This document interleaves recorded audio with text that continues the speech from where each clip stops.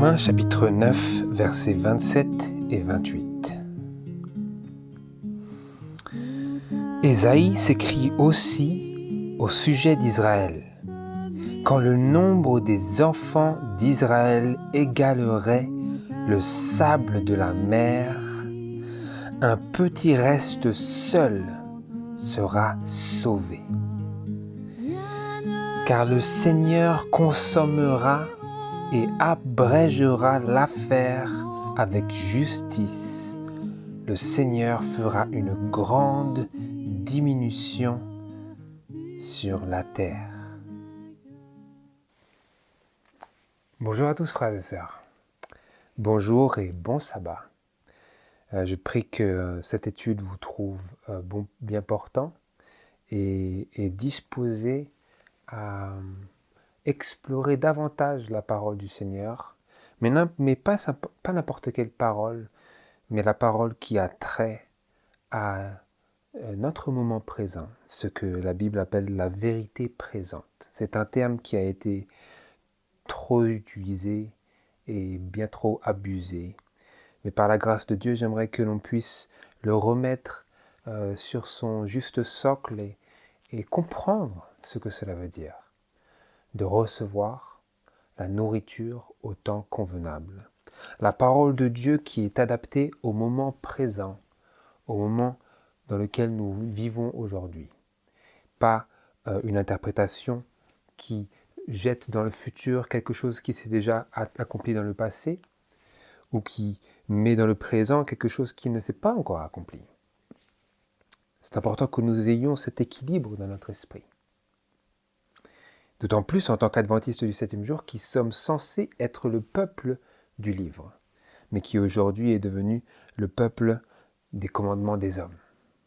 Et nous voulons, frères et sœurs, abattre ces murs de tradition, ces murs de superstition doctrinale, par la grâce de Dieu. Et donc nous poursuivons notre sujet sur la pluie de l'arrière-saison, la moisson et le criblage. Et dans le sujet du criblage, vous avez vu que la dernière fois, nous avons simplement touché la surface en regardant quelle était l'expérience vivante de ceux qui traversent ce criblage, de ceux qui traversent ce tri, parce que c'est ce que le criblage est, c'est un tri du blé et de l'ivraie.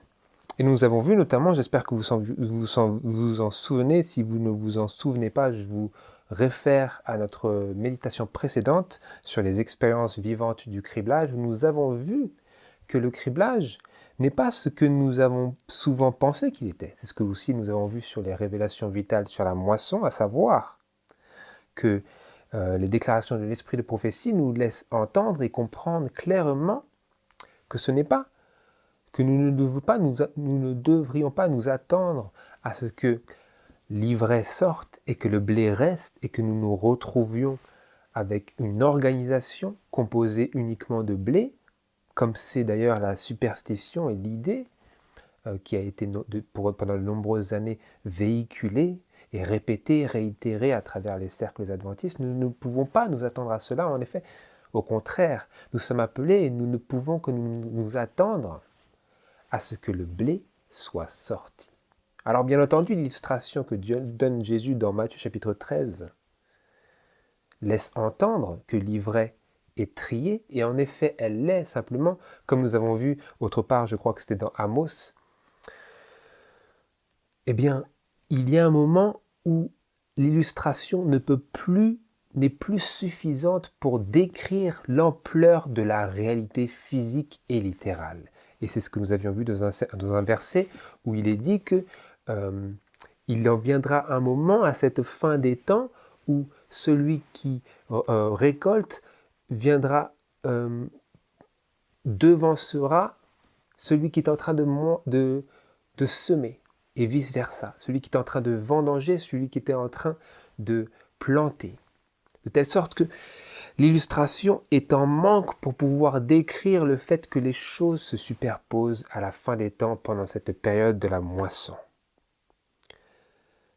Cette période qui a commencé en 1844, car nous avions vu, je vous réfère encore une fois à nos études précédentes, que le temps du jugement est un moment redoutable, solennel, pendant lequel le Seigneur rassemble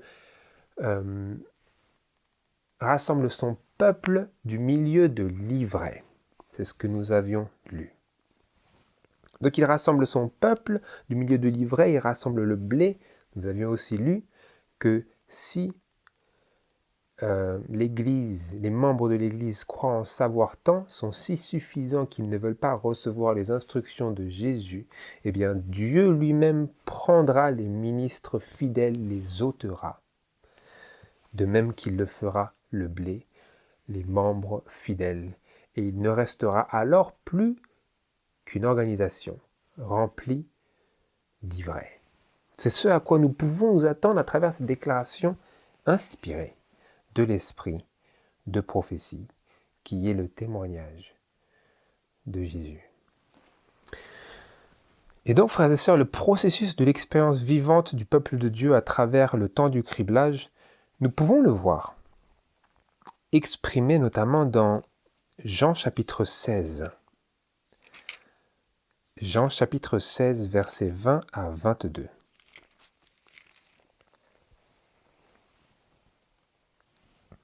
Parce qu'il ne s'agit pas simplement d'une séparation physique, il ne s'agit pas simplement de dire que des personnes sont mauvaises ou des personnes sont meilleures, mais il s'agit de savoir qui suivent dans les traces du Seigneur, de savoir qui écoute et met en pratique les paroles de Jésus.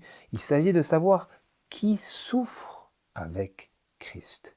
Et c'est cela, ces personnes-là, que la Bible nous présente et que l'esprit de prophétie nous montre dans un tracé prophétique jusqu'à l'entrée dans la Canaan céleste.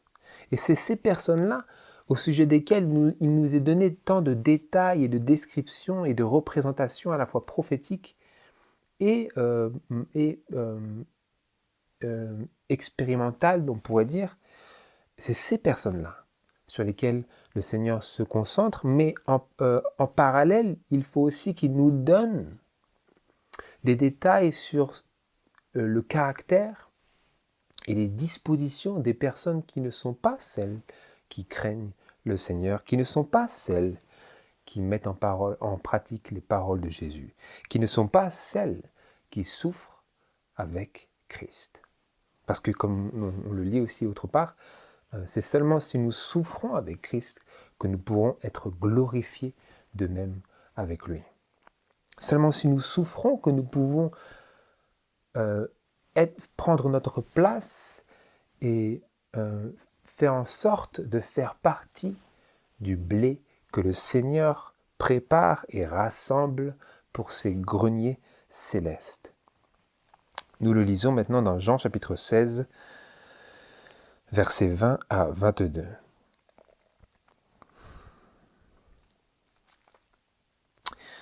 En vérité, je vous dis, dit Jésus, que vous pleurerez et vous vous lamenterez, et le monde se réjouira.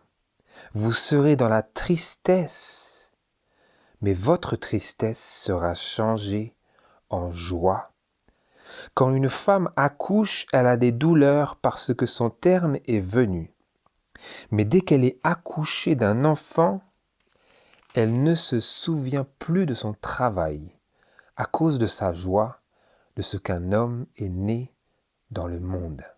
De même, vous êtes maintenant dans la tristesse, mais je vous verrai de nouveau, et votre cœur se réjouira, et personne ne vous ravira votre joie. Vous êtes dans la tristesse, disait Jésus à ses disciples. Et il leur annonçait, vous pleurerez et vous vous lamenterez pendant que le monde se réjouira, vous serez dans la tristesse. Mais votre tristesse, quoique votre trajet sera douloureux, votre tristesse à la fin du long périple du chrétien votre tristesse sera changée en joie. Quand une femme accouche, elle a des douleurs, mais quand elle est enfin accouchée de son enfant, elle a oublié son travail à cause de sa joie, de ce nouveau-né qu'elle a tant attendu. Et de même, Jésus disait, vous êtes aujourd'hui maintenant dans la tristesse, mais je vous verrai de nouveau, et votre cœur se réjouira, et personne ne vous ravira votre joie. Et donc c'est en vue de l'accomplissement final de cette promesse de Jésus de revenir que nous marchons dans ce sentier étroit du port de la croix du croyant. Et c'est cette expérience qui fait partie de ces personnes-là qui ne sont pas criblées sorties, mais qui sont criblées gardées, qui sont triées et stockées par le maître des armées, par le grand maître de son chant. Et j'aimerais qu'on se tourne vers Jérémie chapitre 31. La raison pour laquelle je lis ça, frères et sœurs, c'est parce que parler du criblage, c'est nécessaire, mais c'est important de ne pas perdre de vue quel est l'objectif de tout cela. Pourquoi parlons-nous de tout cela? À quoi bon aborder le sujet d'une séparation, le sujet d'un tri, le sujet d'un amoindrissement des effectifs du peuple de Dieu? À quoi bon en parler, si ce n'est en vue de cette chose que Jésus a dite, à savoir le moment final où notre tristesse sera à jamais changée en joie. Notre tristesse, nous sommes appelés à l'échanger pour des vêtements de louange ici-bas. Mais Jésus parlait du jour où il nous verrait de nouveau et où toute nos tristesses seraient à jamais effacées et où Dieu essuiera les larmes de notre cœur, comme c'est annoncé dans Apocalypse chapitre 21, en parallèle avec la descente de la nouvelle Jérusalem. Donc quand Dieu parle de cet effacement définitif de nos tristesses, de nos larmes, le plus souvent cela a à voir, et c'est directement lié au retour de Jésus et à l'établissement du royaume de la gloire de Dieu sur la terre renouvelée, après les 1000 ans. Et je le lis encore maintenant dans Jérémie chapitre 31, versets 9 à 12.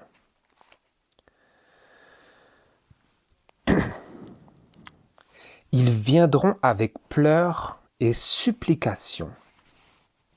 Je les conduirai, je les mènerai au torrent des eaux par un droit chemin où ils ne broncheront pas, car je suis un père pour Israël, et Éphraïm est mon premier-né. Nations, écoutez la parole de l'Éternel, annoncez-la dans les îles lointaines, dites, celui qui a dispersé Israël le rassemblera, et il le gardera comme un berger son troupeau. Car l'Éternel rachète Jacob et le retire des mains d'un plus fort que lui. Et ils viendront et pousseront des cris de joie sur les hauteurs de Sion. Ils accourront au bien de l'Éternel, au froment, au mou et à l'huile et aux fruits du gros et du menu bétail, et leur âme sera comme un jardin arrosé, et ils ne continueront plus à languir. Votre tristesse sera changée en joie. Et c'est ça notre aspiration, c'est ça notre vision, c'est ça notre espérance. Toute l'expérience que ces personnes font est en vue de la grande délivrance et de la grande réunion de l'Église sur la terre avec l'Église dans le ciel pour ne former plus qu'un pour l'éternité. Et vous voyez, frères et sœurs, le criblage est directement lié à cette expérience nourrie d'aspiration spirituelle et éternelle. C'est directement lié. Vous ne pouvez pas le séparer. Ou nous pouvons le séparer, mais ce deviendrait froid. Et ce n'est pas ce que j'ai envie de communiquer. Parce que ce n'est pas ce que j'ai vécu dans mon expérience de ces vérités que je vais, par la grâce de Dieu, essayer de vous présenter à travers la parole de Dieu. Parce que ces vérités, qui sont une réalité, sont vérifiées et n'existent pour nous qu'à travers notre compréhension intelligente des déclarations du Seigneur, à la fois dans sa parole et aussi dans le témoignage de Jésus, qui n'est autre que les paroles du Seigneur également.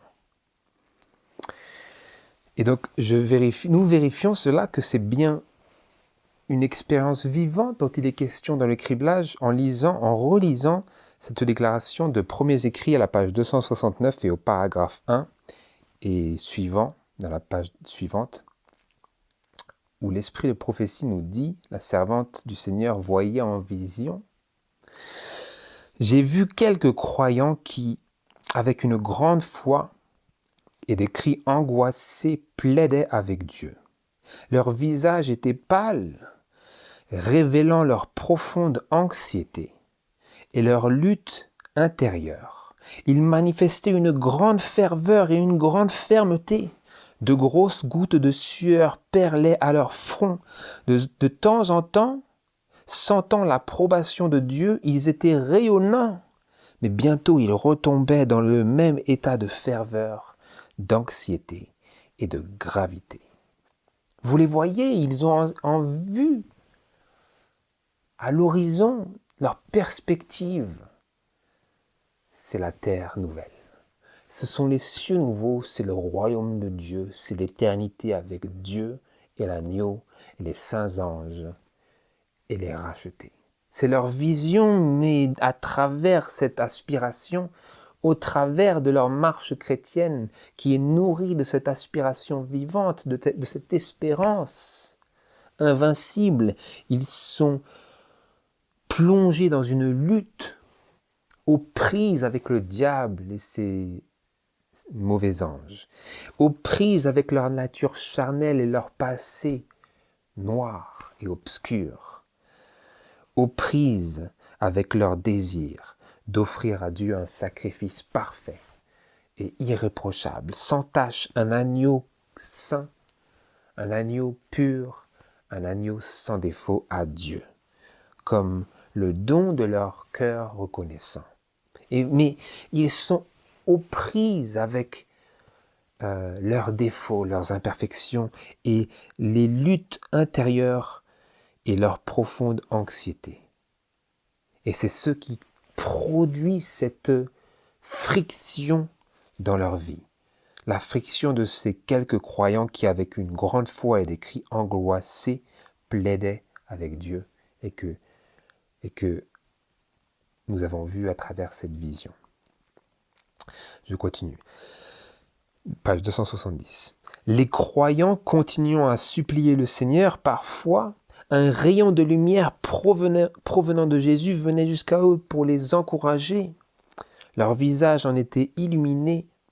J'ai vu que quelques-uns d'entre eux ne participaient pas à cette œuvre de supplication agonisante. Quelques-uns d'entre eux, vous avez vu la dernière fois, c'est très très important de bien voir les mots précis. Quelques-uns d'entre eux, quelques-uns de ce peuple, quelques-uns de ces personnes qui professaient foi au message du troisième ange, quelques-uns d'entre eux ne participaient pas à cette œuvre de supplication agonisante, mais ils professent attendre le retour de Jésus, mais ils ne sont pas en harmonie avec leurs croyances. Ils ne sont pas à la hauteur de ce qu'ils disent. Ils ne mettent pas leur argent sur ce qu'ils ont promis, sur ce qu'ils ont dit, sur leur bouche. Ils ne sont pas comme cela. Ils ne veulent pas participer à cette œuvre de supplication agonisante. Ils n'en veulent pas. Et donc nous disions à leur sujet, il avec un S, ils semblaient indifférents à ce qui se passait autour d'eux. Que se passait-il autour d'eux? Qu'ils auraient dû savoir. qu'ils auraient dû savoir, qu'ils auraient dû reconnaître, qu'ils auraient dû entendre, qu'ils auraient dû voir par l'œil et l'oreille de la foi.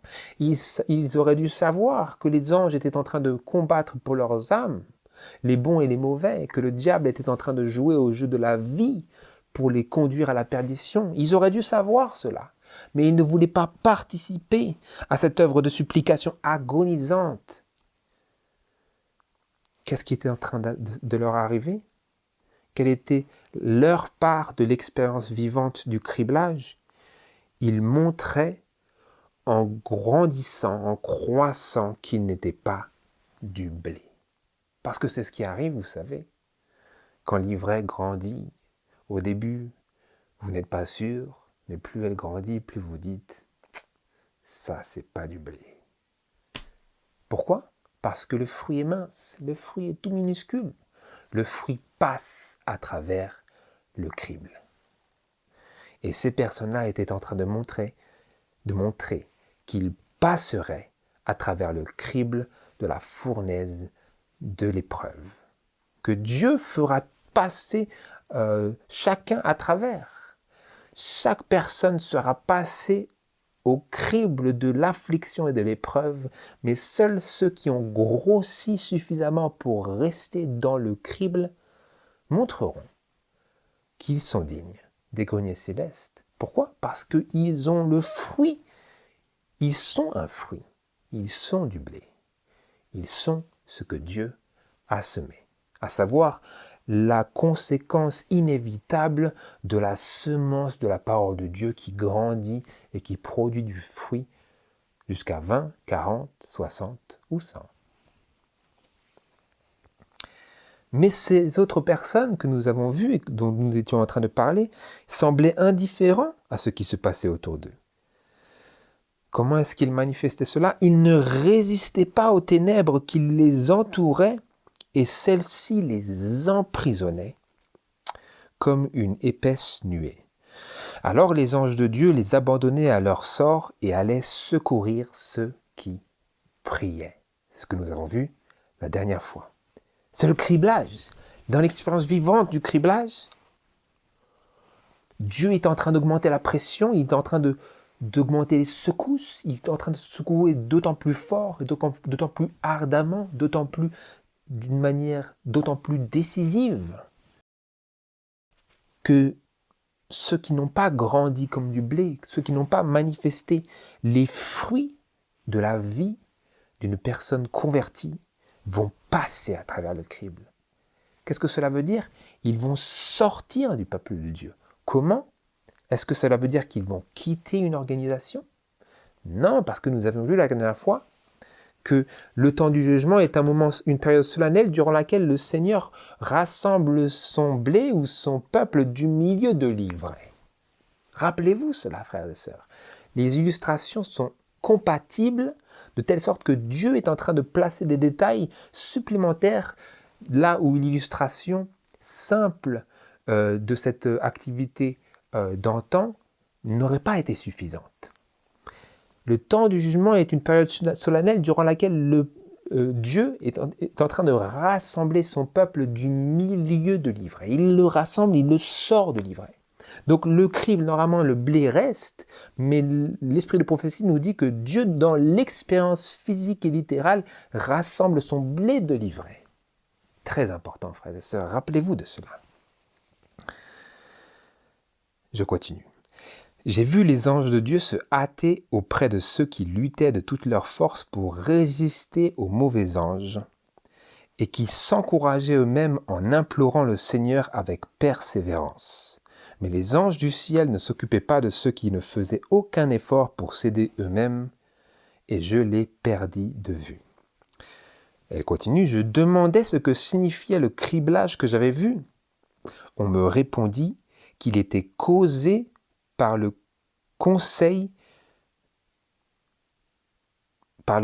du témoin véritable aux Laodicéens.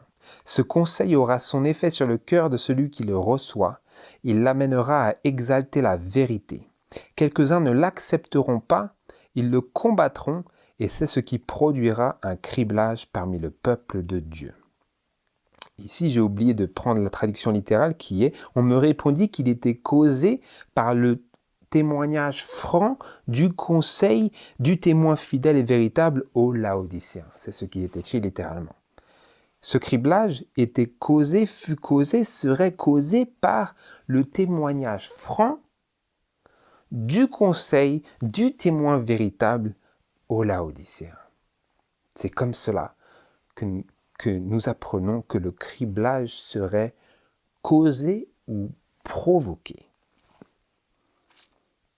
Et comment est-ce que ce serait causé par cela, provoqué par cela?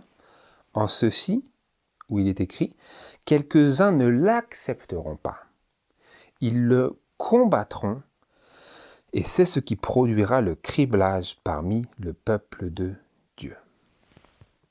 Donc l'esprit de prophétie ici, dans les premiers écrits, page 270, paragraphe 2, nous annonçait, dès le début, je crois que c'est Testimonies for the Church, volume 1, ce qui devait être les années 50-56 à peu près. Les premiers écrits, d'où le nom. À cette époque-là, déjà, l'esprit de prophétie nous annonçait que un criblage se produirait et serait provoqué par le témoignage franc du témoin fidèle et véritable aux Laodicéens. Maintenant, nous voulons voir, et on va un peu couper court, faire des raccourcis à travers l'esprit de prophétie pour voir quel était ce témoignage franc aux Laodicéens et si nous pouvons en réalité bel et bien l'identifier dans l'histoire pour que nous puissions avoir un pied à terre pour savoir à partir d'où il nous faut commencer à explorer l'esprit de prophétie et qu'est-ce que nous devons chercher pour savoir où est-ce que nous devons nous attendre à trouver le criblage qui a lieu.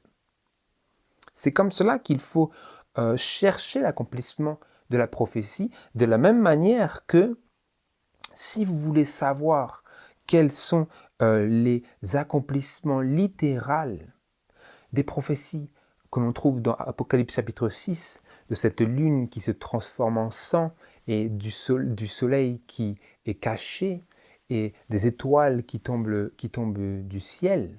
Si vous voulez trouver ces accomplissements, eh bien il faut les chercher. Comment les trouverez-vous? À moins que vous les cherchiez. Et c'est comme ça, frères et sœurs, que nous pouvons arriver à une juste compréhension des accomplissements prophétiques à la fois de la Bible et de l'esprit de prophétie. C'est en cherchant l'accomplissement, plutôt qu'en attendant que l'accomplissement soit présenté à votre esprit comme par le fruit du hasard. Il faut chercher ces choses-là, frères et sœurs. Et donc, est-ce que l'esprit de prophétie nous donne un indice sur ce qu'est concrètement ce témoignage franc du témoin fidèle et véritable aux Laodicéens? Je le lis ici dans le livre en anglais Manuscript Releases, volume 15, à la page 92 et au paragraphe 2, où il est écrit « Le message que nous ont livré A.T. Jones et E.J. Waggoner est le message de Dieu à l'Église de Laodicée. Et malheur à celui qui professe croire à la vérité, mais qui ne reflète pas aux autres les rayons donnés par Dieu. » Quel était ce message que A.T. Jones et E.J. Waggoner ont livré au peuple de Dieu? Elle a dit, le message que nous ont livré A.T. Jones et E.J. Waggoner, c'est le message, c'était et c'est le message de Dieu à l'église de Laodicée. Et nous relisons, quand la servante du Seigneur demanda ce qui avait provoqué ce criblage, vous savez, ceux qui étaient en train de prier ardemment, avec un esprit de supplication agonisante et ceux qui étaient indifférents, elle demandait ce que ce criblage signifiait et je lis, on me répondit qu'il était causé par le témoignage franc du conseil du témoin véritable aux Laodicéens. Ce conseil aura son effet sur le cœur de ceux qui le reçoivent. il l'amènera à exalter la vérité. Quelques-uns ne l'accepteront pas, ils le combattront, et c'est ce qui produira le criblage parmi le peuple de Dieu. Et donc, nous venons de lire dans la citation juste après, Manuscrit Ulysses, volume 15, page 92, que le message que nous ont livré A.T. Jones et E.J. Waggoner est le message de Dieu à l'église de Laodicée. Et donc, si c'est ce message qui est le conseil du témoin fidèle et véritable à Laodicée, si c'est le message de 1898 à Minneapolis, qui est le conseil de Jésus à Laodicée, qui est ce témoignage franc de Jésus à Laodicée, alors nous pouvions, ne serait-ce que par cela, nous attendre à ce que ce message provoque le criblage. Et c'est en effet ce que nous réalisons lorsque nous lisons les déclarations suivantes de l'esprit de prophétie. Mais avant cela, j'aimerais mettre les points sur les i en agrandissant, en élargissant sur ce qu'était ce message et les messagers qui l'ont présenté. Nous avons vu leur nom et nous les voyons répétés une fois de plus ici, dans Événements des derniers jours, à la page 151, au paragraphe 2 et 3. Le Seigneur, dans sa grande miséricorde, a envoyé un précieux message à son peuple par les frères E.J. Waggoner et A.T. Jones. Ce message avait pour but d'exalter devant le monde le Sauveur crucifié, le sacrifice pour les péchés du monde entier. Il présentait la justification par la foi dans la rançon. Il invitait les gens à recevoir la justice de Christ qui est rendue manifeste par l'obéissance à tous les commandements de Dieu. Ensuite, ça continue. Beaucoup avaient perdu de vue Jésus. Ils avaient besoin que l'on dirige leur regard vers sa divine personne, ses mérites et son amour immuable pour la famille humaine. Tout pouvoir a été remis entre ses mains afin qu'il puisse faire de riches dons aux hommes, accordant le don inestimable de sa propre justice à l'être humain désespéré. Tel est le message que Dieu a commandé de donner au monde. C'est le message du troisième ange qui doit être proclamé d'une voix forte et accompagné d'une large mesure de l'effusion du Saint-Esprit. Et donc vous voyez, frères et sœurs, que tout est en train de converger dans le message de 1888. Parce que c'est le message du troisième ange qui doit être proclamé d'une voix forte, parce que nous lisons à un autre endroit que c'est le début du grand cri du troisième ange. C'est le début de cet ange d'Apocalypse chapitre 18, cette voix forte, et c'est le début de cette effusion dans une large mesure du Saint-Esprit, à savoir, comme nous l'avons vu précédemment, la pluie de l'arrière-saison qui vient pourquoi ? Pour préparer le blé pour la récolte finale, pour la moisson finale. Toutes ces choses sont en train de converger et c'est aussi, comme nous l'avons vu juste avant, le message qui causerait et qui a causé un criblage parmi le peuple de Dieu, ou je devrais dire parmi le peuple du troisième ange. Et maintenant, j'aimerais que nous puissions regarder. Parce que vous avez vu que nous avons lu que l'esprit de prophétie nous annonçait dans les premiers écrits, au début du mouvement, que ce criblage qu'elle avait vu en vision serait provoqué par ce témoignage franc du conseil du témoin fidèle et véritable aux Laodicéens. Et maintenant, nous voyons que ce message-là est bel et bien le message de 1888. Et donc maintenant, nous voulons voir quelle était cette opposition qui a provoqué ce criblage. Nous le lisons dans Messages choisis, volume 1, à la page 275, paragraphe 5, et page 276, paragraphe 1. Je lis. C'est le deuxième paragraphe qui est le plus important, mais si vous voulez vraiment comprendre le lien entre le message de 1888 et le témoignage franc aux Laodicéens, eh bien, il faut lire ce premier paragraphe. Écoutez bien, frères et sœurs, parce que la plupart des gens ne comprennent pas. Et c'est parce qu'ils ne comprennent pas qu'ils ont l'impression d'avoir reçu le message de 1888, alors qu'en réalité, ils n'ont rien reçu du tout. Parce que toute la puissance du message de Minneapolis par E.T. Jones et E.J. Waggoner était renfermée dans le fait que c'était le message de Jésus aux Laodicéens où il dit « Tu dis que tu es riche et que tu t'es enrichi, mais tu ne sais pas que tu es pauvre, malheureux, aveugle et nu. » C'est inséparable.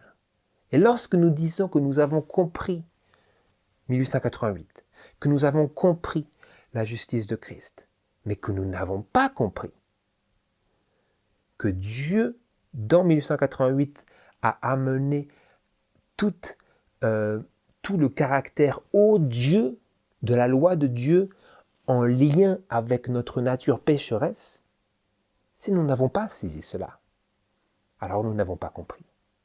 C'est pour ça que je vous demande d'être très attentifs à ce qui suit. Elle cite Galates chapitre 3, verset 24. La loi a été notre conducteur pour nous mener à Christ, afin que nous fussions justifiés par la foi. Elle dit, dans ce passage, le Saint-Esprit, par l'entremise de l'apôtre, parle surtout de la loi morale. Qu'est-ce que c'est la loi morale? Les 10 commandements. Ce passage, que la loi a été notre conducteur pour nous mener à Christ, parle surtout de la loi morale. La loi de Dieu, la loi nous révèle le péché et nous fait éprouver notre besoin de Christ et de nous réfugier auprès de lui pour obtenir le pardon et la paix en pratiquant la repentance envers Dieu et la foi en notre Seigneur Jésus-Christ. Et maintenant vient la déclaration suivante. Le refus d'abandonner des idées préconçues et d'accepter cette vérité sur la loi de Galates chapitre 3 verset 24, qui était la loi de Dieu, surtout. Le refus d'abandonner des idées préconçues et d'accepter cette vérité explique en grande partie l'opposition qui fut manifestée à Minneapolis contre le message du Seigneur communiqué par les frères Waggoner et Jones.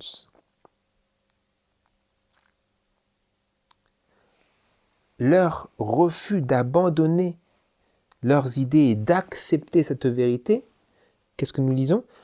Explique en grande partie. En anglais, c'est était le fondement de l'opposition qui fut manifestée à Minneapolis.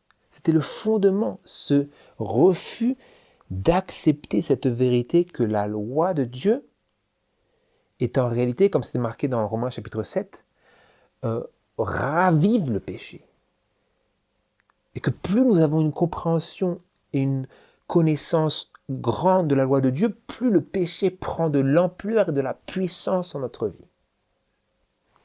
C'était un refus d'accepter cette vérité qui était vraiment à la base de cette opposition qui fut manifestée à Minneapolis contre le message du Seigneur. Ce n'est pas le message des hommes, c'était le message du Seigneur. Qu'est-ce que cela veut dire? C'était le conseil du témoin fidèle et véritable aux Laodicéens dans Apocalypse chapitre 3, verset 14 à 21. Plutôt verset 14 à 19, parce qu'après il s'agit d'autre chose. Verset 20 et verset 21. Je poursuis. En suscitant cette opposition, Satan a réussi dans une grande mesure a privé notre peuple de la puissance exceptionnelle du Saint-Esprit que Dieu désirait ardemment leur communiquer. L'ennemi les a empêchés d'obtenir cette efficience qui aurait pu être la leur pour proclamer la vérité au monde, de la même manière que les apôtres l'avaient proclamé après le jour de la Pentecôte. On a résisté à la lumière qui doit éclairer la terre entière de sa gloire, et ce sont nos propres frères qui ont contribué pour une grande part à priver le monde de cette lumière. Donc cette lumière de l'ange d'Apocalypse chapitre 18 a été étouffée parce que nos propres frères, disait-elle, ont résisté au message de Jésus à la Odyssée. Et c'est ce qui a provoqué, enclenché le criblage. Est-ce que vous le voyez? Et parce qu'ils ont résisté, Dieu n'a pas pu les utiliser. De la même manière que Dieu n'avait pas pu utiliser les Juifs avant la venue de Christ. Il n'a pas pu utiliser les Juifs pour manifester la lumière, manifester la bonne nouvelle de l'Évangile. Et quand Jésus est venu, qu'ont-ils fait? Qu'est-ce que les Juifs ont fait à Jésus? Ils l'ont crucifié. Ils l'ont rejeté. Et nous sommes en train de voir ici que le témoignage franc qu'avait Jésus pour les Juifs en son temps et qui a été rejeté est le même témoignage qui fut rejeté en 1888. Nous allons voir ça, frères et sœurs. Et je veux vous demander d'être très attentifs parce que si vous regardez bien ce fil qui lie directement les événements du rejet de Christ à son premier avènement, aux événements du rejet de Christ en 1888, vous allez voir que les choses qui se sont produites en lien avec le rejet de Jésus-Christ par les dirigeants de l'Église juive en ce temps-là, ces mêmes événements se sont reproduits en lien avec le message de 1888 et avec les dirigeants qui ont rejeté ce message.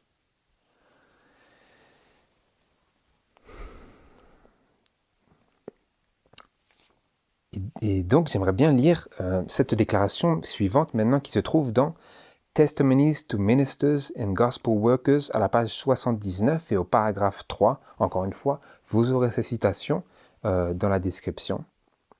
Elles seront disponibles dans le fichier PDF comme d'habitude. Je lis Testimonies to Ministers à la page 79, paragraphe 3, où il est écrit: les périls des derniers jours sont sur nous, ou sont imminents.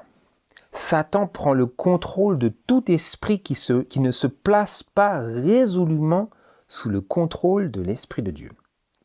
Écoutez bien. Certains ont nourri de la haine contre les hommes à qui Dieu a donné la charge de partager un message spécial au monde. Le voilà encore ce message. Nous venons d'en parler juste avant. Et il nous est représenté ici. Ce message que Dieu aurait voulu que le peuple de Dieu présente avec une grande puissance comme les apôtres avaient présenté la vérité au temps de la Pentecôte. Certains ont nourri de la haine contre les hommes à qui Dieu a donné la charge de porter un message spécial au monde. Quelles sont ces personnes? Quand est-ce que ces personnes ont fait cela? Je le lis. Ils ont commencé ce travail satanique à Minneapolis. En 1888. C'est mes paroles, mais c'est ce que cela veut dire. Ils ont commencé ce travail satanique à Minneapolis. Et puis, lorsqu'ils ont vu et ressenti la manifestation du Saint-Esprit témoignant que le message était de Dieu, ils l'ont haï encore davantage. C'est exactement ce que nous lisons au sujet des Juifs, des pharisiens et des sadducéens et des scribes et des dirigeants du temps de Christ. Parce que lorsqu'ils ont vu et qu'ils étaient convaincus, c'est ce que nous lisons dans Desire of Ages, dans le livre Jésus-Christ, lorsqu'ils ont vu et qu'ils étaient convaincus que celui qu'ils avaient devant les yeux était bel et bien le Fils de Dieu, le Messie, ils l'ont haï encore davantage. Ils ont résisté aux preuves qui étaient communiquées par le Saint-Esprit. Et maintenant, au sujet des dirigeants du temps de 1888, nous lisons « Lorsqu'ils ont vu et ressenti la manifestation du Saint-Esprit témoignant que le message était de Dieu, ils l'ont haï encore davantage, parce qu'il rendait témoignage contre eux. » Qu'est-ce que c'est qui causerait le criblage parmi le peuple de Dieu, comme c'est écrit dans Premiers Écrits, page 270, paragraphe 2. Qu'est-ce que c'est qui provoquerait ce criblage? Le témoignage franc du conseil du témoin fidèle et véritable aux Laodicéens. Pourquoi est-ce que ces hommes-là, au sujet desquels nous sommes en train de lire, ont résisté et ont haï encore davantage le message de 1888? Je le lis. Parce qu'ils rendaient témoignage contre eux. Le conseil de Jésus à Laodicée était rejeté. Il ne voulait pas que ça s'applique à eux. Il voulait bien que ça soit écrit dans la parole de Dieu, mais il ne voulait pas qu'on l'applique à eux. C'est ça qui provoqua le criblage. Et donc, frères et sœurs, si ceci a provoqué le criblage comme c'était prophétisé que cela se produirait, comme nous l'avons lu dans les premiers écrits, eh bien, il ne peut qu'y avoir quelque chose qui va crescendo dans cette expérience. De la même manière que le rejet de Christ par les scribes et les pharisiens et les sadducéens du temps de Jésus a provoqué une suite d'événements qui est allée crescendo jusqu'à la mort de Étienne. Vous savez cela. Jusqu'à la mort de Étienne, après quoi les disciples se sont dispersés et sont allés proclamer le message autre part que dans Jérusalem. Ils se sont dispersés, ils ont fui, parce que la persécution était en train de sévir. Contre qui? Contre les chrétiens. Et ici, vous avez le même scénario, mais maintenant, face à ceux qui désiraient être fidèles à Jésus dans son message aux Laodicéens, qui désiraient suivre Jésus par rapport à ce message, non pas le Jésus de leur imagination, mais le Jésus qui s'était révélé à eux à travers le message de 1888.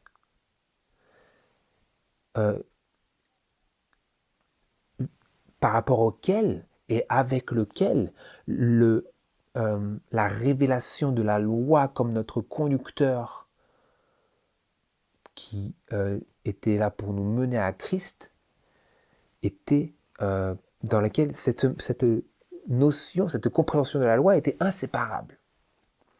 Cela faisait inséparablement partie du message de 1888 que dans Galates chapitre 3 verset 24, la loi était notre conducteur pour nous mener à Christ afin que nous fussions justifiés par la foi. Je continue. Ils n'étaient pas prêts à humilier leur cœur pour se repentir, donner gloire à Dieu et donner raison à la vérité. Ils ont persisté dans leur esprit, étant remplis d'envie, de jalousie et de mauvais soupçons, comme l'avaient été les Juifs. Ils ont ouvert leur cœur à l'ennemi de Dieu et de l'homme, et pourtant, ces hommes-là ont occupé des postes de confiance et ont façonné l'œuvre autant qu'ils le pouvaient, à leur propre image. Et donc, dites-moi, frères et sœurs, si ces hommes-là, qui étaient en train d'ouvrir leur cœur à l'ennemi de Dieu et de l'homme, et en train de rejeter le message du Seigneur par ses messagers, et en train de persister dans leur esprit étant remplis d'envie et de jalousie et de mauvaises soupçons, si ces personnes-là occupaient des postes de confiance dans l'Église et façonnaient l'œuvre autant qu'ils le pouvaient à leur propre image, que se passerait-il? Que se passerait-il vis-à-vis de ces personnes-là et du blé? Est-ce que ces personnes-là qui sont placées en poste de confiance sortiraient et le blé resterait, qui n'a aucune position? Ou est-ce que ces personnes-là fortifieraient leur emprise sur les institutions et le blé sortirait? Et Dieu prendrait son peuple du milieu de l'ivraie, prendrait ses ministres fidèles du milieu des serviteurs infidèles. Est-ce que nous pourrions nous attendre à cela? Poursuivons. J'aimerais lire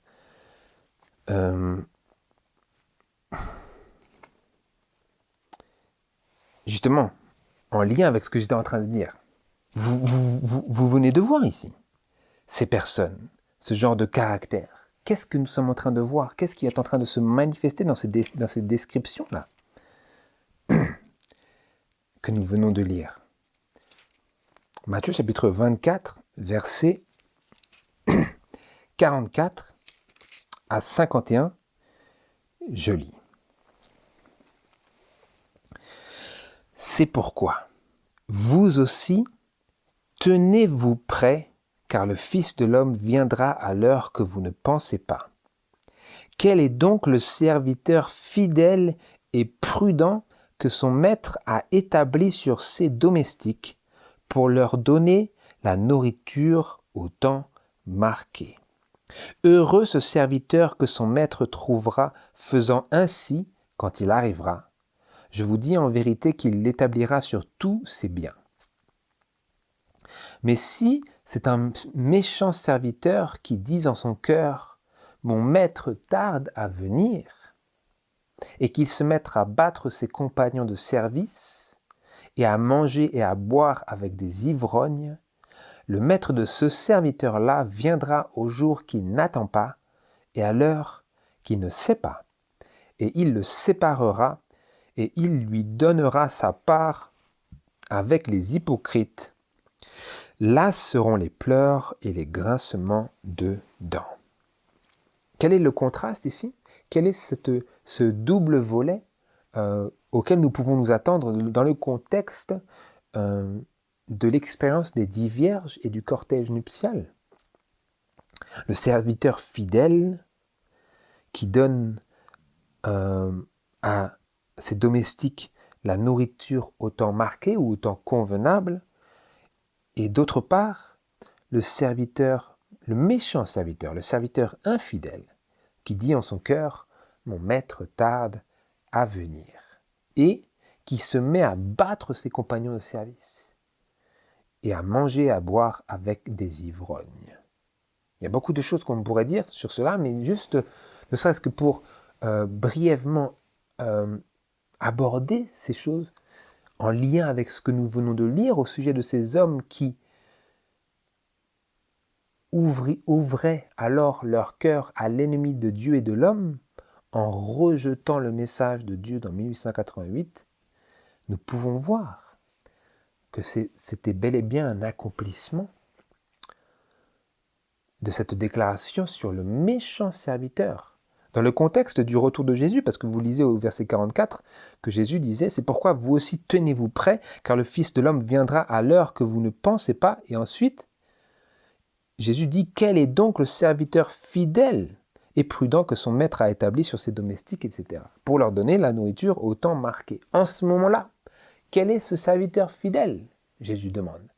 En ce moment où Jésus est sur le point de revenir, en ce moment où nous sommes sur cette période où le message du premier ange du deuxième et du troisième ange est proclamé. Et le retour de Jésus est imminent. Dans Apocalypse chapitre 14 étant la conclusion de ce chapitre. Le retour de Jésus sur sa nuée pour ramasser ce qui a déjà été moissonné. Dans ce contexte-là, vous avez le serviteur fidèle qui donne la nourriture au temps convenable ou marqué, la nourriture que Dieu désire communiquer à son peuple au bon moment, à la bonne heure, et en prenant en compte les temps et les lieux dans la lecture et l'étude de l'esprit de prophétie. Et d'autre part, dans cette même période, le méchant serviteur qui prêche toujours la même chose, mais qui dit en son cœur, moi je reste encore un peu longtemps ici, mon maître tarde à venir. À la chair, il prêche le retour de Jésus, mais dans sa vie, il dit, tout va bien. Et ce méchant serviteur, qu'est-ce que Jésus nous a déclaré à ce sujet, comme dans une déclaration prophétique, et bel et bien, comme cela? Il se met à battre ses compagnons de service et à manger, à boire avec des ivrognes. Dans Apocalypse chapitre 17, je crois, nous lisons au sujet de Babylone la Grande, cette église de la papauté, qu'elle est ivre du sang des saints, et aussi que les nations se sont abreuvées du vin de sa fornication. Les nations sont ivres du vin de l'Église catholique, de ses doctrines, de ses superstitions, de ses traditions. Eh bien ici, vous avez un serviteur qui est méchant, qui est infidèle, qui dit en son cœur que Jésus ne va pas vraiment revenir très très bientôt. Et ce serviteur-là, qui nous est annoncé, l'un de ses traits caractéristiques, c'est qu'il partage du vin, des idées, des traditions, des concepts, même peut-être des doctrines de l'Église catholique romaine. Il mange et il boit avec des ivrognes. Il partage cet esprit de ces faux réveils qui ont été institués, qui ont été mandatés par l'ordre des Jésuites, qui n'est autre que le bras couvert de la papauté. Donc ils mangent et boivent du même breuvage dont l'Église catholique est la source. Mais ils sont dans le corps du peuple de Dieu et ils prétendent annoncer le retour de Jésus. Mais que font-ils? Ils battent leurs compagnons de service. Pourquoi les battent-ils? Ils font à leurs compagnons de service ce que les compagnons de Jérémie lui faisaient en disant « frappons-le de notre langue, disons des choses mauvaises à son sujet, calomnions-le, accusons-le, condamnons-le, représentons-le sous un mauvais jour ». Ils font toutes ces choses-là.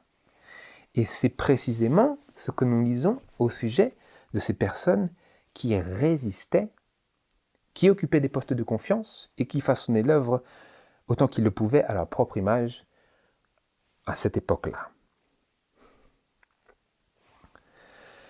Nous sommes en train, frères et sœurs, d'explorer les développements historiques du criblage. Et j'aimerais lire cette déclaration de l'esprit de prophétie dans Testimonies for the Church au volume 6 et à la page 400 et au paragraphe 3, où il est écrit « Tandis que les épreuves se multiplient autour de nous, tant la séparation que l'unité seront vues dans nos rangs. Ceux qui ont eu une grande lumière et de précieux privilèges, mais qui ne les ont pas mis à profit, nous quitterons sous un prétexte ou un autre. N'ayant pas reçu l'amour de la vérité, ils seront pris dans les illusions de l'ennemi, ils s'attacheront à des esprits séducteurs et à des doctrines de démons et se détourneront de la foi. Cette déclaration a été posée sur la page en 1901. Qu'est-ce qui nous était annoncé? Tandis que les épreuves se multiplient autour de nous, tant la séparation que l'unité seront vues dans nos rangs.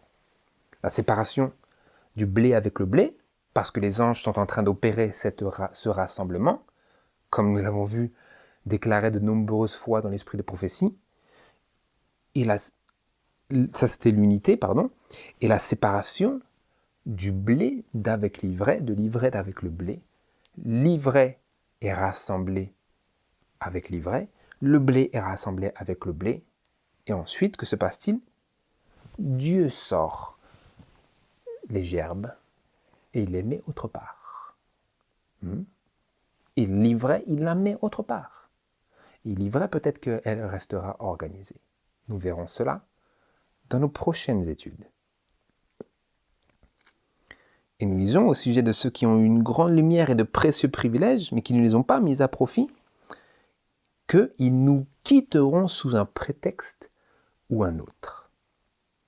Mais attention, rappelez-vous de ce que Dieu a dit au sujet de cette période du jugement durant laquelle Dieu rassemble son peuple du milieu de l'ivraie. Certaines personnes lisent ces choses et disent « Oui, ils nous quitteront, nous resterons dans l'église, eux ils nous quitteront. » Attention, parce que Dieu a aussi dit qu'il prendra ses ministres fidèles, qu'il prendra le blé, qu'il rassemble les siens du milieu de l'ivraie. Toutes ces choses doivent être prises en compte, frères et sœurs. Et donc, lorsqu'ils nous quittent, que leur arrive-t-il en réalité? Pas physiquement, spirituellement, que leur arrive-t-il? Je le lis, n'ayant pas reçu l'amour de la vérité, que leur arrivera-t-il? Ils seront pris dans les illusions de l'ennemi. Prenez en compte, frères et sœurs, temps et lieu. Ceci a été écrit en 1901. Si vous l'appliquez aujourd'hui, au XXIe siècle, vous n'avez pas compris. Ils seront pris dans les illusions de l'ennemi, ils s'attacheront à des esprits séducteurs et à des doctrines de démons et se détourneront de la foi. Voilà comment ils nous quitteront. Ils se détourneront de la foi. Il n'est pas question de savoir qui reste dans l'Église ou qui part. C'est l'Église est le pilier et le fondement de la vérité. Et donc ceux qui se détournent de la foi, que leur arrive-t-il? Ils sont en train de nous quitter. Ils sont en train de quitter l'Église. Ils restent peut-être dans l'organisation. Mais si l'organisation a apostasié, alors ce n'est plus l'Église. Gardez bien à l'esprit. Plus encore, je lis Message choisi, volume 2, à la page 130 et au paragraphe 2 et 3, où il est écrit. Nous l'avions lu la dernière fois, et maintenant je vous appelle à vous rappeler de ce que nous avions lu, lié avec ce passage, et maintenant, dans le contexte de ce que nous venons de voir, et de rajouter tous ces éléments pour élargir le sens de ces paroles. Je lis. Une nouvelle vie descend du ciel. Ceci avait été écrit en 1896. Une nouvelle vie descend du ciel et s'empare de tout le peuple de Dieu. Cependant, des divisions se produiront dans l'Église. Deux parties se formeront. Le bon grain et l'ivraie croissent ensemble en attendant la moisson. L'œuvre se fera en profondeur et avec toujours plus d'ardeur jusqu'à la fin du temps, et tous ceux qui sont ouvriers avec Dieu lutteront énergiquement pour la foi qui a été une fois donnée aux saints. Ils ne se laisseront pas détourner du message présent qui déjà illumine la terre de sa gloire. Est-ce que cela va s'arrêter? Y aura-t-il une halte? Non, parce qu'il est écrit, l'œuvre se fera en profondeur et avec toujours plus d'ardeur jusqu'à la fin du temps. Nous avons ici une description d'une suite d'événements qui ne va que crescendo, qui ne peut pas selon ces paroles-là, on ne peut pas s'attendre à ce que cette suite d'événements aille en s'interrompant et en reprenant plus tard dans un moment que il nous incombe de juger pour savoir et déterminer quand ce moment sera dans le futur. Ce n'est pas le message. Et je relève aussi cet élément où il est écrit que le bon grain et l'ivraie croissent ensemble en attendant la moisson. Quand est-ce que cette moisson a lieu? Nous sommes dedans. Donc, lorsqu'il est écrit que deux parties se forment et que le bon grain et l'ivraie croissent ensemble en attendant la moisson, quand est-ce que cette moisson aurait lieu? Pour eux, comme nous le verrons la prochaine fois, pour eux, la moisson était imminente. Imminente. Parce que nous avions lu la dernière fois, je crois que c'était dans Amos, que le temps sera d'une telle rapidité pendant cette période de 1844 jusqu'à la fin du temps de grâce. Tout sera en train de se superposer d'une telle manière que des personnes seront en train de semer pendant que d'autres seront en train de récolter. Dans le contexte de la semence de la parole de Dieu, certains sont en train de partager la parole de Dieu, sont en train de commencer un travail pendant que d'autres seront en train de récolter les fruits de toute une vie de sanctification. C'est ce à quoi nous pouvons nous attendre pendant cette période du jugement, frères et sœurs. Et donc, lorsqu'il est écrit que deux parties se formeront, le bon grain et l'ivraie croissent ensemble en attendant la moisson, en 1896, elle disait cela, eh bien, il y avait quelque chose ici qui était en train de se produire. La pluie de l'arrière-saison avait commencé en 1888, et quand bien même il y aurait encore des personnes qui continueraient à semer, il y avait une moisson ici qui était en train de se présenter à nos esprits et dans leur réalité. Et par la grâce de Dieu, frères et sœurs, nous allons voir cela encore. Ce n'est pas terminé. Ici, nous n'avons que touché à la surface du sujet.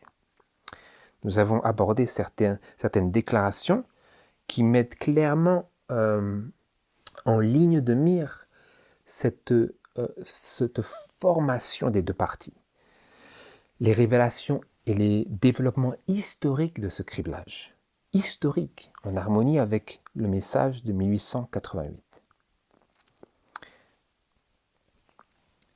Et il y a une autre déclaration que j'aimerais bien lire avant que nous concluions cette étude. Elle se trouve dans Testimonies to Ministers, encore une fois à la page 78 et au paragraphe 2. Dès qu'un homme se sépare de Dieu et que son cœur n'est pas soumis à la puissance du Saint-Esprit, les attributs de Satan se révèlent et il commence à opprimer ses semblables. Il se dégage de lui une influence contraire à la vérité, à la justice et à la droiture. Cette disposition se manifeste dans nos institutions, non seulement dans les relations des ouvriers entre eux, mais dans le désir manifesté par une institution de contrôler toutes les autres. Vous voyez, frères et sœurs, c'est un véritable problème spirituel qui était en train de se manifester au sein du peuple du troisième ange. Et ceci fut écrit en 1895. Nous sommes toujours, vous voyez, tout est en train de se tramer pendant ces années, à partir de 1888 jusqu'à 1914. Je vous ai donné un indice. Mais ce n'est pas un mystère, de toute manière, mais nous le verrons ici. Par la grâce de Dieu, nous poursuivrons ces détails. Mais avant cela, j'aimerais lire et terminer cette citation que je viens de débuter. Cette disposition à avoir une influence contraire à la vérité, à opprimer nos semblables, se manifeste, disait-elle en son temps, dans nos institutions, non seulement dans les relations des ouvriers entre eux, mais dans le désir manifesté par une institution de contrôler toutes les autres. C'est cette manière de fonctionner, cette manière charnelle de fonctionner qui était en train de régir les institutions de l'Église adventiste du 7e jour et qui a été propulsé de l'avant par la résistance des dirigeants au message de 1888 qui était lié à la loi de Dieu comme notre conducteur pour nous mener à Christ. Ce message était insupportable pour eux, insupportable pour la chair. C'est de cela dont il s'agit. Le message de Christ à la Odyssée qui dit que je suis aveugle, pauvre, malheureux, nu, et que je ne sais pas, même après qu'il m'en ait informé, est une croix qu'il n'était pas prêt à porter. La chair tremblait face à l'activité éprouvante du Saint-Esprit et beaucoup se comportaient comme les Juifs s'étaient comportés envers Christ, à savoir, ils étaient prêts à crucifier le messager de Dieu. En l'occurrence, au départ, c'était Jean-Baptiste qu'ils ont décapité. Ensuite, ce fut Jésus qu'ils ont crucifié. Après, ce fut Étienne qu'ils ont lapidé. Et ensuite, ce fut Paul qu'ils ont persécuté. Paul persécutait, et ensuite il fut persécuté, parce qu'il était le porteur du message de Dieu qui est toujours une croix pour l'homme.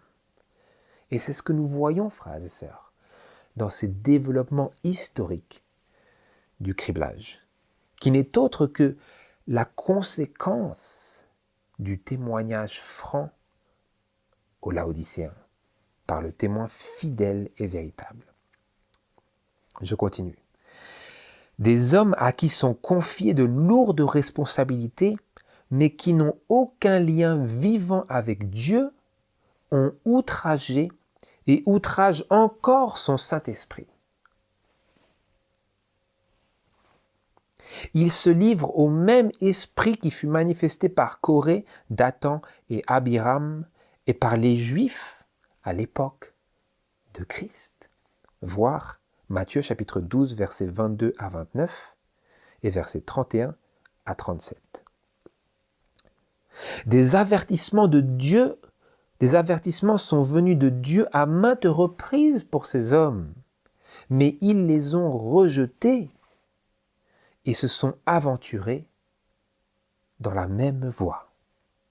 Vous voyez, frères et sœurs, ils étaient en train de suivre exactement l'exemple des Juifs à l'époque de Christ.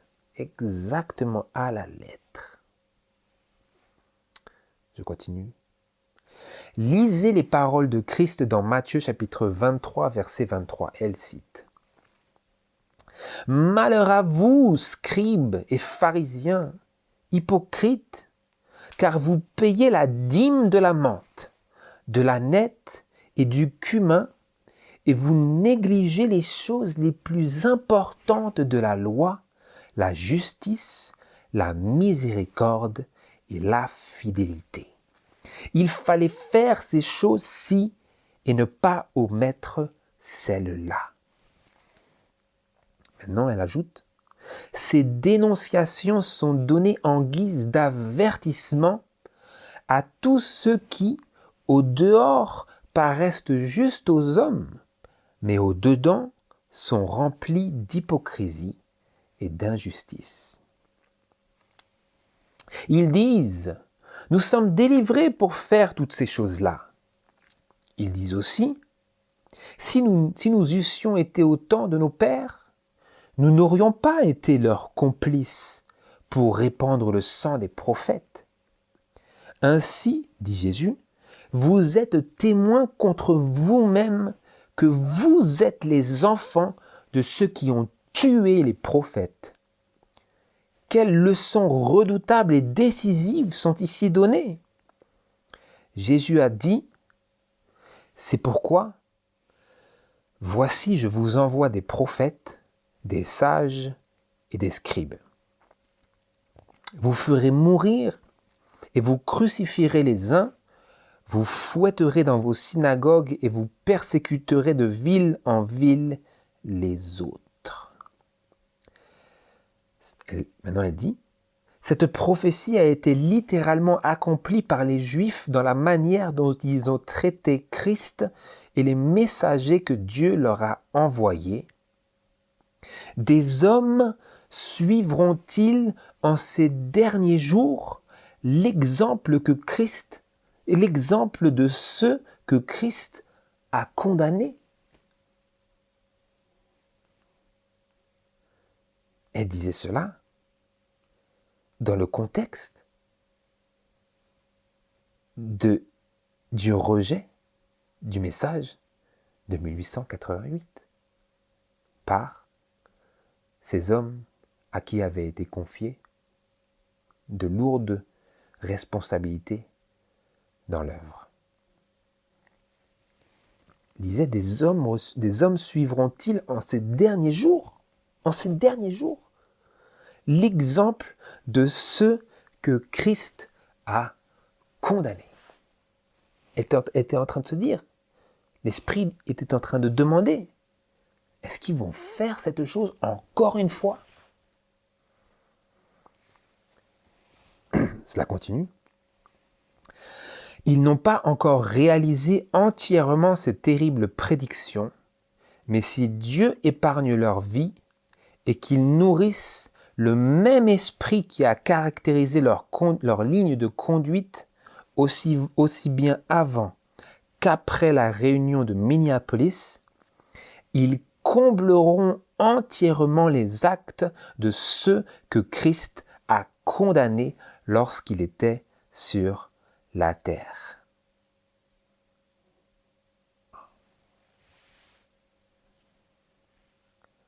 Qu'est-ce que l'esprit de prophétie nous annonçait en 1895 au sujet de ces hommes qui résistaient, qui avaient outragé et qui outrageaient encore le Saint-Esprit par leur rejet de la vérité, par leur esprit de domination, d'oppression de leurs semblables, de leur désir de contrôler tout ce qui était autour d'eux, contrôler toutes les institutions à leur portée. L'esprit de prophétie disait, ils n'ont pas encore réalisé entièrement ces terribles prédictions par rapport qui étaient originellement déclarées au sujet des pharisiens, mais qui ici étaient données à leur sujet. Ils n'ont pas encore réalisé entièrement ces terribles prédictions, mais quoi? Mais si Dieu épargne leur vie, et quoi? Et qu'ils nourrissent le même esprit qui a caractérisé leur ligne de conduite aussi bien avant qu'après la réunion de Minneapolis, que se passera-t-il s'ils font cela? S'ils remplissent ces conditions, ils combleront entièrement les actes de ceux que Christ a condamnés lorsqu'il était sur la terre. Que se passe-t-il, frères et sœurs, quand des hommes comblent entièrement les actes de ceux que Christ a condamnés lorsqu'il était sur la terre? Qu'est-ce qui s'est passé en 70 après Jésus-Christ? Quelle était la conséquence inévitable de ceux qui avaient comblé la coupe de leur iniquité, en rejetant toute la vérité qui leur avait été manifestée par le Saint-Esprit, à la fois par l'avènement du Fils de Dieu, le Messie tant attendu, que par la prédication indiscutable des apôtres de Jésus-Christ? N'est-ce pas en 70 après Jésus-Christ que Jérusalem a été complètement détruite et que ces terribles prédictions de Deutéronome se sont vues littéralement accomplies en ce que les femmes mangeaient la chair de leurs enfants tellement que la famine était grande à cause du siège? Eh bien, nous sommes avertis que de telles choses étaient proclamées pour ceux qui agissaient de la même manière envers le témoignage de Jésus que les Juifs avaient agi envers Jésus lui-même lorsqu'il était sur la terre. Et nous pouvons ici vérifier cela d'une manière plus équilibrée dans cette déclaration de Message choisi, volume 1, à la page 148 et au paragraphe 2. Nous sommes en train ici d'examiner attentivement et très très sérieusement et solennellement les développements historiques du criblage et du message de Jésus à la Odyssée. Je lis, Message choisi, volume 1, page 148 et au paragraphe 2. Dieu appelle à un réveil spirituel et une réforme spirituelle. Si ce changement n'a pas lieu, ceux qui sont tièdes deviendront de plus en plus odieux au Seigneur jusqu'à ce qu'ils refusent de les reconnaître comme ses enfants. À quoi est-ce que cela fait référence ? Deviennent de plus tièdes, deviennent de plus en plus odieux au Seigneur jusqu'à ce qu'ils les refusent de les reconnaître comme ses enfants. Jésus disait dans, allons-y brièvement, parce que c'est directement lié, Apocalypse chapitre 3, verset, je crois que c'est verset 15, voyons voir. Apocalypse chapitre 3, verset 14, et on va aller jusqu'au verset 16 pour comprendre bien cela. Écrit aussi à l'ange de l'église de Laodicée. Voici ce que dit l'Amen, le témoin fidèle et véritable, le principe de la création de Dieu. Je connais tes œuvres, je sais que tu n'es ni froid ni bouillant. Aussi tu étais froid ou bouillant. Ainsi, parce que tu es tiède, ni froid ni bouillant, je te vomirai de ma bouche. Voilà ce que cela veut dire quand il est écrit « Si ce changement n'a pas lieu, ceux qui sont tièdes deviendront de plus en plus odieux au Seigneur jusqu'à ce qu'il refuse de les reconnaître comme ses enfants. »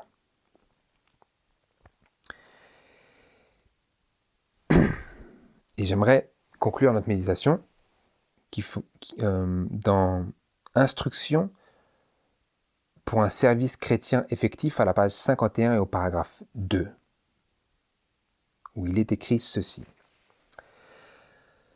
Parce que Dieu avait annoncé que si ce changement n'a pas lieu, ces personnes qui sont tièdes, il ne pourra plus les considérer comme ses enfants. Il refusera de les reconnaître comme ses enfants. Il devra les vomir de sa bouche. C'est la déclaration du Seigneur lui-même. S'il n'y a pas ce réveil spirituel, cette réforme spirituelle à laquelle il appelait et qu'il demandait. Et ici, je lis dans Instruction pour un service chrétien effectif, à la page 51. C'est une déclaration qui fut faite en 1893. C'est une déclaration solennelle que je fais à l'Église. Il n'y a pas une personne sur 20 de celles dont les noms sont inscrits sur les registres de l'Église qui soit prête à terminer son histoire terrestre et qui ne se trouverait pas tout autant sans Dieu et sans espérance dans le monde que le pécheur ordinaire. Ils font profession de servir Dieu, mais ils servent plus ardemment Mammon. Ce demi-service pour l'un et pour l'autre est un reniement constant de Christ plutôt qu'une confession de lui. Ils vivent comme des pécheurs et prétendent être des chrétiens. Ceux qui prétendent être chrétiens et qui veulent confesser Christ devraient sortir du milieu d'eux, ne pas toucher à ce qui est impur et se séparer. Se séparer. Vous voyez ici que l'esprit de prophétie était en train d'appeler à la séparation et à l'unité. Parce que nous avons lu que pendant que toutes ces épreuves autour de nous ont lieu, à la fois la séparation et l'unité seront vues dans nos rangs. La séparation du blé d'avec l'ivraie. De ceux qui traversent un réveil, une réforme spirituelle, d'avec ceux qui sont tièdes et qui ne veulent pas être faits et devenir bouillants. Nous avons vu, frères et sœurs, dans cette brève méditation qui fut un peu prolongée, quelques révélations des développements historiques du criblage, tels que nous pouvons le voir dans l'esprit de prophétie. Et par la grâce de Dieu, dans notre deuxième partie, nous verrons comment cela a culminé, comment ce criblage a culminé au sein de l'Église adventiste du 7e jour, et qu'est-ce qui s'est passé comme une conséquence directe de cette moisson qui était annoncée dans la méditation que nous avions lue précédemment, à savoir que le blé et l'ivraie croissent jusqu'à la moisson. Comment cette moisson-là s'est concrétisée dans l'expérience de nos pionniers et de leurs enfants, de leur postérité.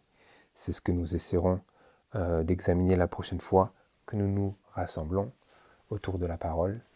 Puisse le Seigneur, à la lumière de cela, nous donner un réconfort, que la parole ne nous a pas laissés dans l'obscurité, mais que nous pouvons savoir où nous nous trouvons dans l'ordre des accomplissements de la prophétie, et que nous ayons un sens de la présence et de l'accompagnement incessant du Seigneur. C'est ma prière, que le Seigneur vous bénisse et vous réconforte et vous accompagne au nom de Jésus.